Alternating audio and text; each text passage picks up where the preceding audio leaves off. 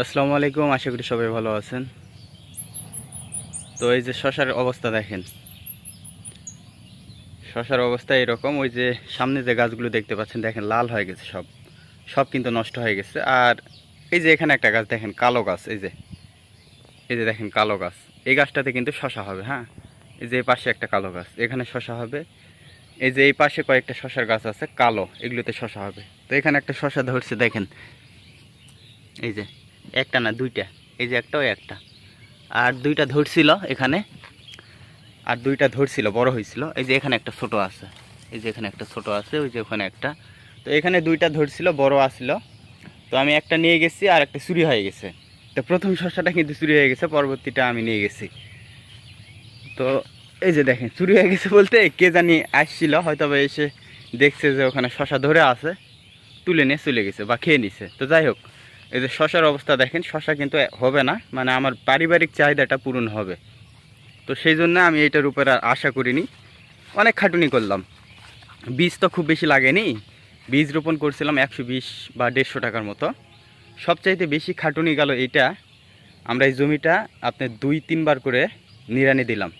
এত পরিমাণে ঘাস হয়ে, এই যে ঘাস হয়েছে দেখেন, এই যে এরকম ঘাস। হ্যাঁ, এখনও নিড়ানি শেষই হয়নি। এই যে এই ধারটা আছে, ওই যে ওই ধারটা আছে, দুই ধার কিন্তু আসছে, মানে পরিষ্কার করতে হবে। তো পরিষ্কার করে আমরা এই যে পরিষ্কার করতেছি, শশা তো হবে না। এই যে দেখেন বেগুনের চারা হয়ে গেছে, এই যে দেখেন বেগুনের চারা কিন্তু অনেক সুন্দর চারা হয়ে গেছে।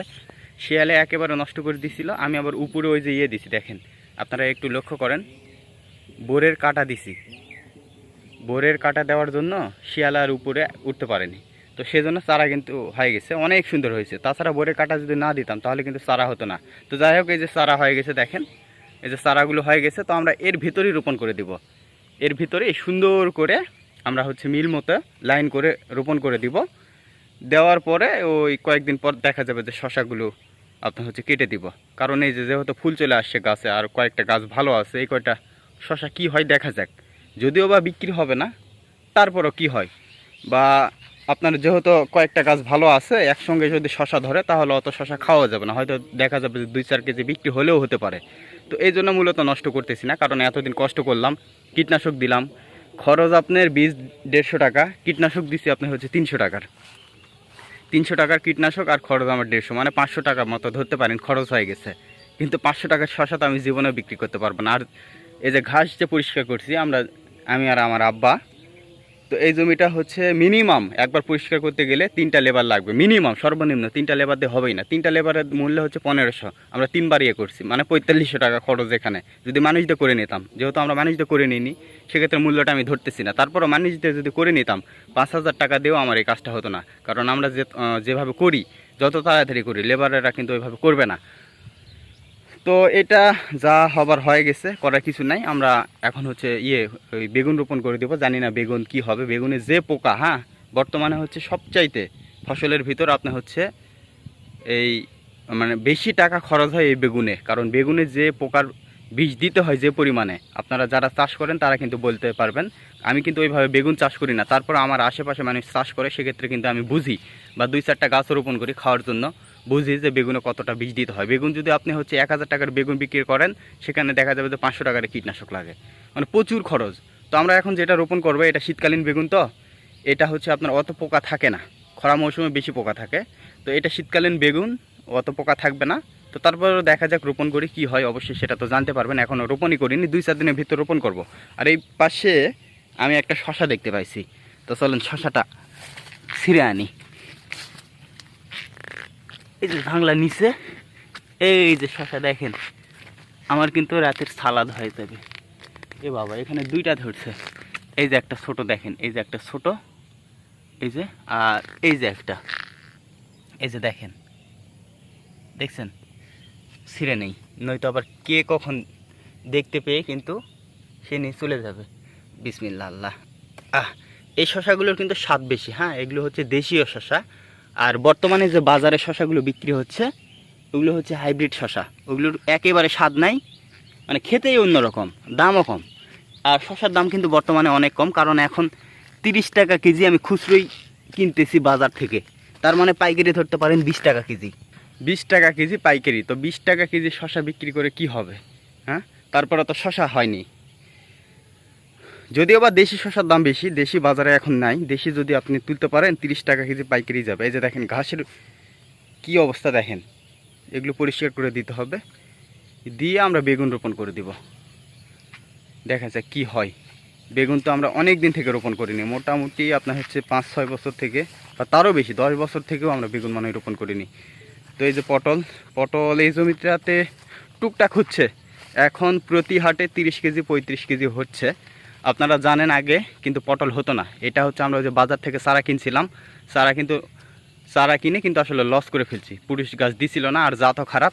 তো যাই হোক, এখন কিন্তু পটল হচ্ছে। হ্যাঁ, এখন 30 কেজি আপনার হচ্ছে 35 কেজি করে পটল হচ্ছে, আগে 3 কেজি 4 কেজিও হতো না। তো এই ঝাংলাটা কেটে দিয়ে আমরা খুবই ভুল করে ফেলছি, কারণ এই ঝাংলাটা যদি না কাটতাম তাহলে দেখা যেত এটাতেও হচ্ছে আপনার 30-35 কেজি উঠতো। তখন দেখা যেত যে এই জমিটাতে 1.5 মণ পটল উঠতো, তারপরে মোটামুটি সপ্তাহে দেখা যেত যে 1000-1200 টাকা আসতো। কিন্তু কেটে দিয়ে খুবই ভুল করছি। এই যে ঝাংলা পড়ে গেছে, দেখেন এই যে পড়ে গেছে। তো আর তুলিনি, কারণ ওই যে আমরা বেগুন রোপণ করবো বললাম না। তো তারপরে ওই যে পটল মোটামুটি ভালোই দেখা যাচ্ছে। আবার দেখা যাবে যে সোমবারে আবার হয়ে যাবে 30-35 কেজির মতো উঠবে। এই সোমবারে 1 মণের মতো উঠছিল, ওই সোমবারে উঠছিল আপনার হচ্ছে 29 কেজি। তো ভালোই হচ্ছে, গাছ বয়স হয়েছে, ওই জন্য মনে হচ্ছে যে বয়স হলে এই পটলগুলো হয়। এটা তো হাইব্রিড পটল, এটা অন্য পটল, এটা অন্য পটল। এই পটলগুলো আবার শশার মতো হয়, বড় বড় বিশাল বিশাল। তো এই হলো অবস্থা। এবারে আসলে সত্য কথা বলতে পটলে এবার আমরা তেমন খুব একটা লাভবান হতে পারিনি, কারণ পটলের ফলন এবার অনেক কম।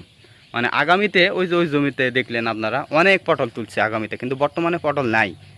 তো এবারে আসলে অন্য বছরের তুলনায় এবার পটলের ফলনই অনেক কম। তো সেজন্য মূলত হচ্ছে পটলে এবার কম। তারপরে যেটা বিক্রি করছি অন্যান্য ফসলের তুলনায় অনেক টাকায় বিক্রি হয়েছে। আমি অবশ্যই আপনাদেরকে পরে হিসেবটা দিব, মানে আমি সবগুলো মিলায়ে কত হাজার টাকা বিক্রি করলাম, এটা কিন্তু আমি একটা আপনার হচ্ছে খাতায় লিখে রাখি, যে আমি আপনাদেরকে সর্বশেষে ভিডিওতে জানাবো, হিসেব দিব যে আসলে আমি এই 15 কাঠা জমিতে কত হাজার টাকার পটল বিক্রি করলাম। তো ইনশাল্লাহ 50-এর মতো হয়ে গেছে, হিসেব করলে দেখা যাবে যে 50-এর মতো হয়ে গেছে। তো শেষ পর্যন্ত দেখা যাক যে কত হয়। হ্যাঁ, আর এবার আরও অনেক টাকা হতো।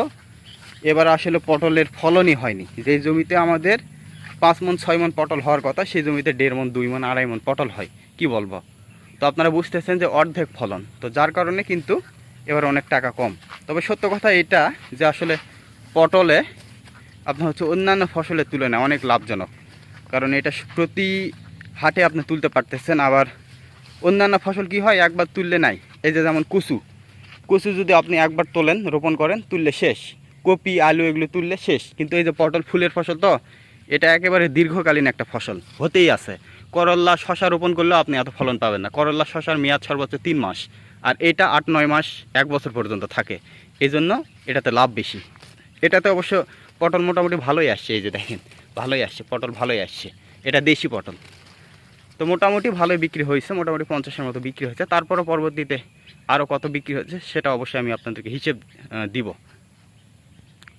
তো সবাই ভালো থাকবেন, আবার অন্য কোনো ভিডিওতে দেখা হবে ইনশাল্লাহ। ততক্ষণে সবাইকে আল্লাহ হাফেজ।